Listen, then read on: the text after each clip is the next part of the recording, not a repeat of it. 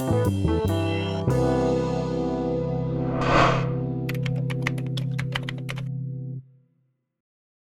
this section, we explore how digitalization is changing the way our human rights are respected or violated. Technology can be a powerful tool for inclusion, education, and participation.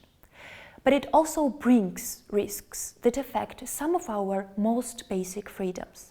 Let's take a closer look at which human rights are connected to digitalization. And why is it so important for human rights educators? The promise and the problem. On the one hand, digital technologies offer many benefits. Easier access to information, education, and healthcare. New ways to participate in public life. Platforms to organize and express opinions, especially for those whose voices are usually excluded. But on the other hand, we face serious concerns. Mass data collection without consent, surveillance of online activities, manipulation through algorithms and misinformation, loss of privacy, threats to jobs due to automation and AI. These issues are complex and urgent. As human rights educators, we need to help others understand them and prepare to act. Key human rights affected by digitalization. Right to privacy. The right to privacy is protected under all major human rights treaties, including the Universal Declaration of Human Rights and the International Covenant on Civil and Political Rights. However, digital tools, especially smartphones, apps, and online platforms, collect huge amounts of personal data.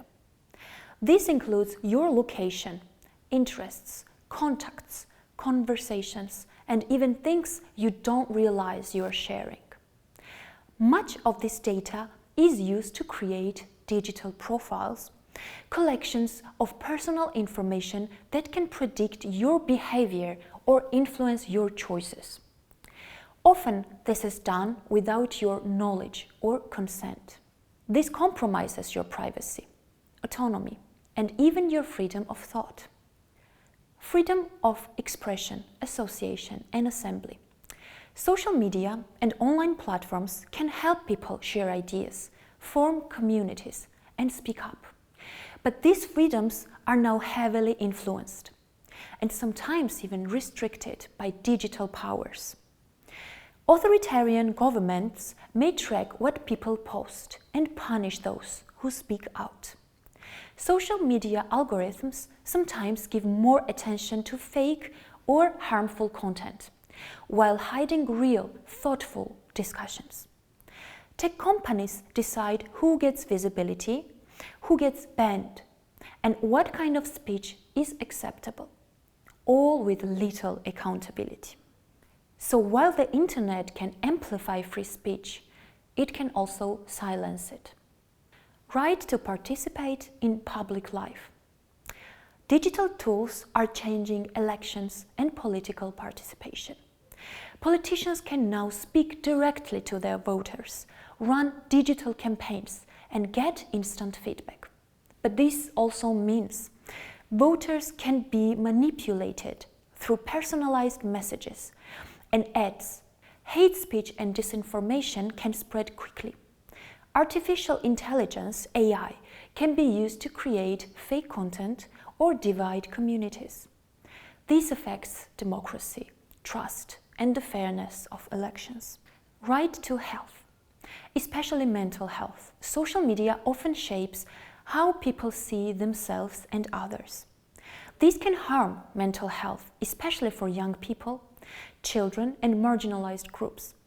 Unreachable beauty standards, cyberbullying, harassment on dating apps, addictive design of platforms, all of this affects the rights to health. All of this affects the right to health, dignity, and well-being. Who has power online? Traditionally, governments have been responsible for protecting human rights. But in the digital world, tech companies hold massive power. They decide what content gets shown, how data is collected and used, who gets to speak and who gets silenced. Some people call data the new oil or the new gold because it brings enormous power and profit. But who gets to regulate this new power? Should it be governments, tech companies, international bodies, or the people themselves? Who has the power online? Traditionally, governments have been responsible for the protection of human rights. But in the digital world, tech companies hold massive power. They decide what content gets shown, how data is collected and used, who gets to speak and who gets silenced. Some people call data the new oil or the new gold because it brings enormous power and profit. But who gets to regulate this new power?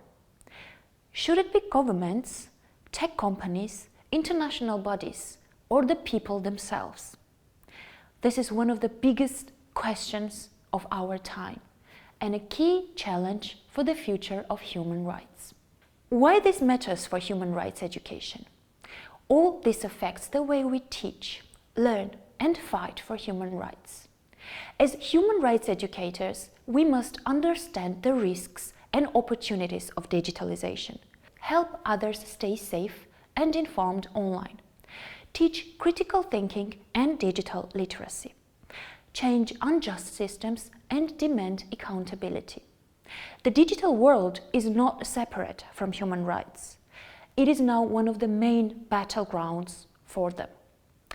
Let's explore how we, as human rights educators, can help others navigate this new reality, together and with confidence.